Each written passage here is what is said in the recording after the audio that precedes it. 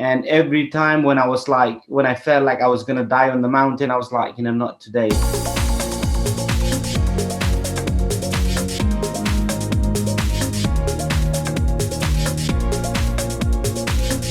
When I first went for the selection, there were like 32,000 young men.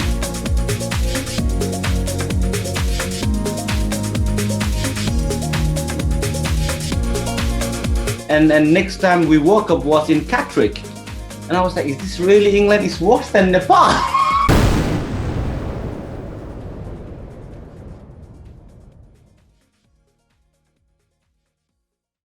I opened the route for everybody else on K2 with my team, got back down, no sleep at all. Obviously it was a massive celebration because, people were so happy and thankful for me and my team because we opened the route for everybody else. Nims, were you the first Gurkha to join the special boat service? Oh, mate, yeah, mate. Made the cut, I would say. Congratulations. What a great accolade to have for the rest of your life. Oh, mate, thank you so much. And, and the reason why I joined the SBS was, I worked with the Marines in Afghanistan in Heartland 7 when I was serving the Gurkhas. And, they were so humble. They were really, one of the finest soldiers I have worked with. And, but then they were like so nice. And, and the kind of like Gurkha ethos kind of fitted with them. Nims, what do you think is the hardest mountain to climb in the thousands? And I said, if you remove all the manpower, like, everything, and if you have to just climb on your own, Everest will be the hardest. You cannot even get through the Khumbu icefall. So it's not easy mountain. Everest become a bit easier because there are like a lot of, like Sherpas, working over there, but it's 9,000 meters, buddy. And I know, people just complain from the decks. They have never been on the deck zone. It's easy to say that, but waking up, even climatizing for 1 month, where your like head is pounding, and every day is a struggle. And then, as soon as you leave the base camp, you have to climb through this dangerous but beautiful, Khumbu icefall. And after that, then you got to climb this Lhotse wall, which is like 55 degrees. And then you go to like in a camphor, and then there is another like 1,000 meters. So it's not easy. And if people are saying that, just ask them, have you climbed it first? Yeah. And if they say yes, then you can comment. But if you haven't, then don't be that person. Don't be that person, guys. If you haven't been in that shoes, don't complain. You're crazy, man. I think Nims, it's possible you can do it. And he said, maybe even though if you do it in a year, it's good. I said, no, Reinhold, the mission is 14 peaks, 7 months. And if I pass that one day by 7 months, I felt my mission is like, you're in the Gurkha military. We had a great conversation. The biggest thing about high altitude mountaineering or any endeavor is about knowing your own body and how you maximize that. For example, sometime, let me give an example. You are like, hiking up to this in a high altitude.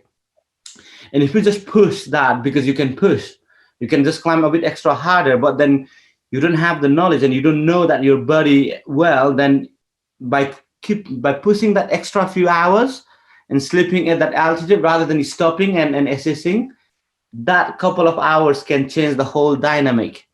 So if you feel like that, you should stop, and then you could be only 1 day late. But then if you push that in a couple of hours and then you mess that up, you're going to have pulmonary edema or cerebral edema, then you're going to have to evacuate from the mountain. And then there's no medications that are going to cure this. You have to get off the altitude. So it's all about, knowing your body in depth and how you use that to the best advantage for the mission that you're going at. And it's with every sport, I guess, mastering your body by yourself and then using that knowledge to attack the mission, I would say. Yeah. And then sorry, Chris. And the biggest thing here where you kind of, put that as a baseline is the outdoor, the adventure. It gives you something that nothing can give you. It's an amazing playground. You learn so much just being outdoor. It's so good for your mind. It's so good for your health, because when you see the nature just heals everything.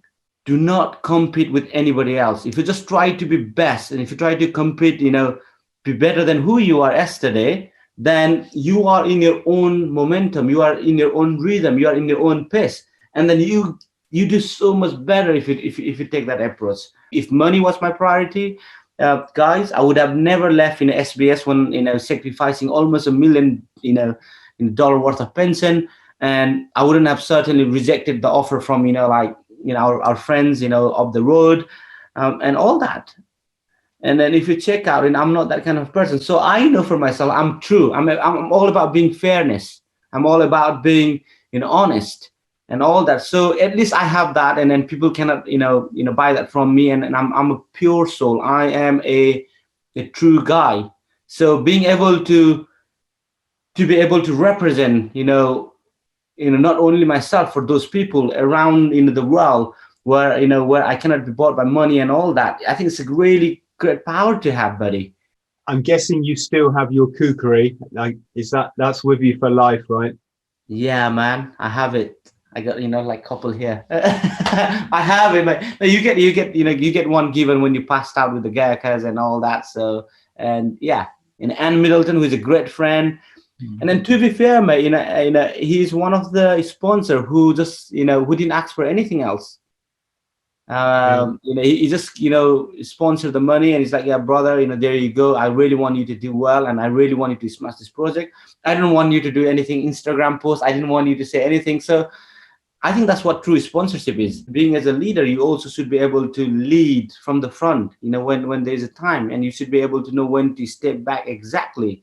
And it's all about the bigger picture, So, like, just to give you an example, all my team members who climb, normally, if people are climbing Everest, they would take someone who has climbed Everest before. Or if let's say K2, someone who has climbed before, because he knows the route and all that. But I didn't do that. I kind of put my team members into a completely different new mountain. So it was something for them as well. Yes, we didn't know the route, but I was pretty much content with the ability of making it to the summit. But when there is like the interest of the other team members as well in your heart, then I think you become successful.